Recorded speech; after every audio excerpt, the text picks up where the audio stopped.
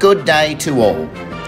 My name is Brian Pewty, and I play the character of Bacon Mug in the series of intermittently running and moderately humorous opening sections of lesson videos sent to your homes each and every day.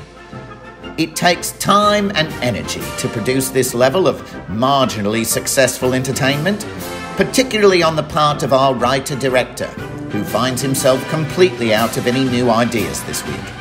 Have I got that right? So, in light of that sudden absence of creativity, he's asked me to step in and act as a sort of substitute, as it were, and he's even told me that I can discuss whatever topic I like, which will make a nice change from playing the rather cold and calculating misanthrope that I do, and instead give me the chance to talk about my only true passion in life, my extensive collection of snow globes. Such as this snow globe, with its fearful ninja assassin, or this snow globe, which brings back memories of the needless Y2K scare at the turn of the millennium, or this snow globe, which features a minion from the delightful Despicable Me series of motion pictures. You know, the history of snow globes is a fascinating one, and it's a topic about which I would gladly go on for hours and hours. It all began in the late 19th century, with visionary Austrian inventor Erwin Percy, who... No. Stop that. I can only apologize. I tried to come up with something better for today, and we all do our best. I hope you can forgive me until next week. And now, for something completely different.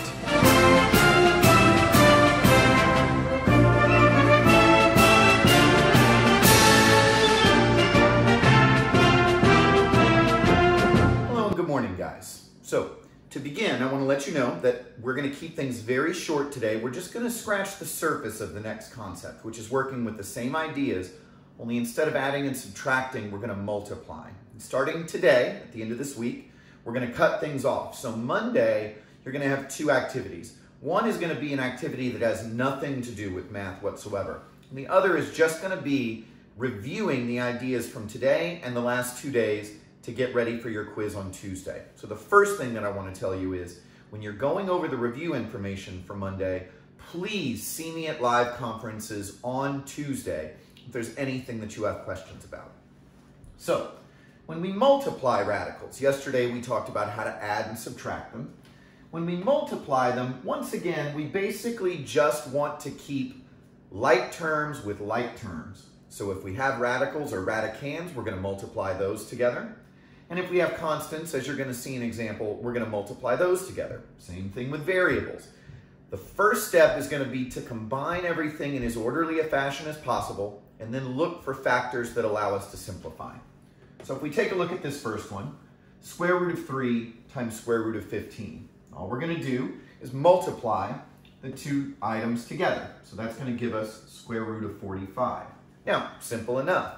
That might seem like we were done, but remember, we always need to look for factors that we can simplify by actually taking the square root of them. So I'm going to say it again and again and again. Knowing your perfect squares, knowing your perfect cubes matters. So what are the factors that multiply to 45 that we might be able to take a square root of?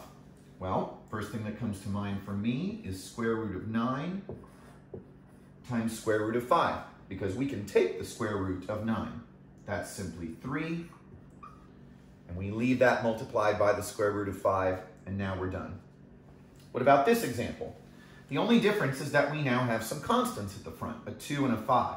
Once again, just keep everything together. So 2 times 5 is 10.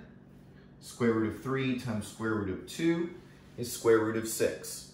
Anything else we can do with this? Well, let's look at that square root of 6. Are there any factors that we can break down into perfect squares? No. So we know that this one is done the way it is.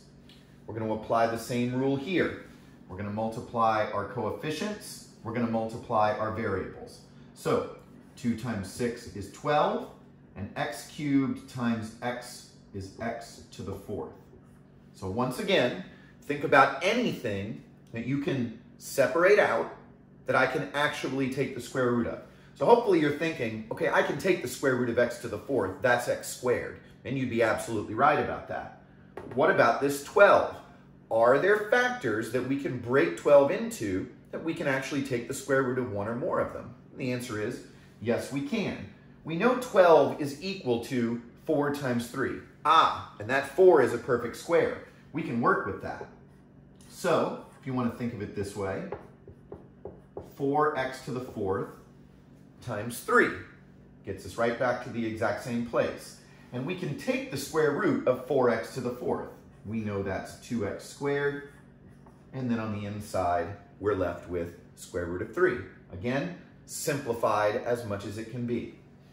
Cube roots, don't let that scare you. Just keep thinking in terms of getting to factors that get you to perfect cubes. So you need this idea in your head. 8, 2 times 2 times 2. 27, 3 times 3 times 3. We're going to be on the lookout for those factors.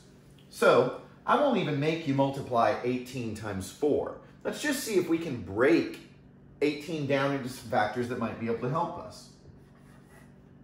4 times, now let's deal with the 18, 2 times 9. And when I look at those factors, there's an 8 hiding in there.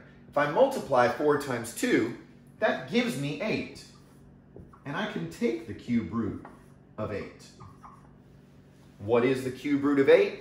What times itself 3 times gives us 8? That answer is 2 times the cube root of 9. And we're now as close as we can get. It's simplified as much as it can possibly be simplified. As I told you, today, very short. I want to keep it simple so we can tie things off this week with a clear picture of where we're going, give you the opportunity to review everything on Monday, and then come see me at live conferences for the quiz before you take it. Once again, that's it for today. Nice, short, and sweet. So, I want to wish you all a great day, and I will see you tomorrow.